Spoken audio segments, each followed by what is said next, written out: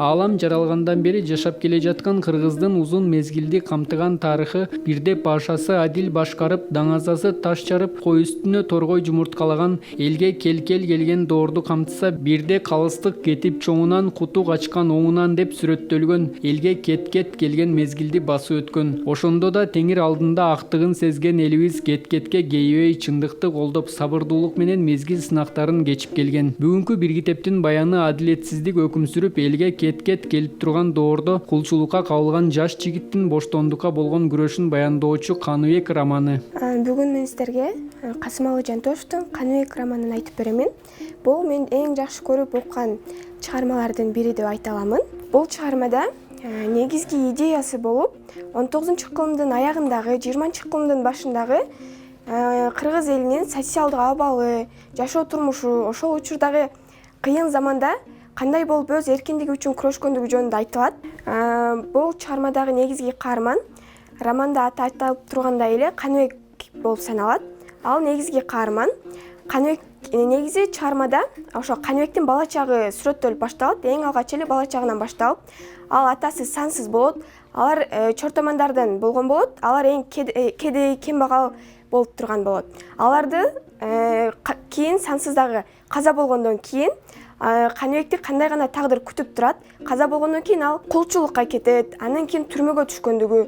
Каныбек түрмөгө камалган учурда ал жерде Алым деген Кариптин баласы болот. Ал экөө жакын дос болгон болот.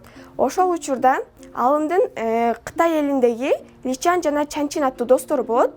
Алар Каныбектин ошол түрмөдөн чыгуусуна жардам беришет. Ошентип түрмөдөн чыгып, кийин дагы жакшы күндөрдү өткөзүп, өз элинин башын ойлоп, элүү башыда болуп калат. Сибирге дагы айдалып кеткендиги жөнүндө баяндалат. Ошондой эле бул жерде сүйүү идеясы дагы жатат. Анда башкы каарман Каныбек менен Анар хандын бири-бирине болгон сүйүүсү, кандай гана таза сүйүү болгондугу айтылат. Ошондой кыйын учур болсо дагы алар бири-биринен баш тартпай, бири-бирин жакшы көрүшөт. Каныбек романынын биринчи китеби 1939-жылы, экинчи китеп 1941-жылы, үчүнчү китеп 1948-жылы басылып чыккан. Чыгарманы автор 9 жылга чукул убакыт жазган. Романда жазуучу бир эле каармандын өмүр жолу аркылуу өткөөл мезгилдеги жарды бай деп ачык бөлүнүү, бай манаттар колунан оор запкы жеген карапайым калк турмушун чагылдырып өткөн. Ошондой эле роман тил байлыгы, элдик макал-лакаптарды кеңири колдонгондугу менен айырмаланат. Каныбектен жер ээн болсо доңуз дөбөгө чыгат. Эбепке себеп, эгиз улакка айрышбак. Жоордун жайын жакыр билет, жокчулуктун жайын бакыр билет деген бир топ канаттуу сөздөрдү кезиктирүүгө болот. Кийин Сибирден келгенден кийин дагы аны жакшы жашоо күтүп турбайт. Ошонун аркасынан гана кийин жакшы жашоого жетишет.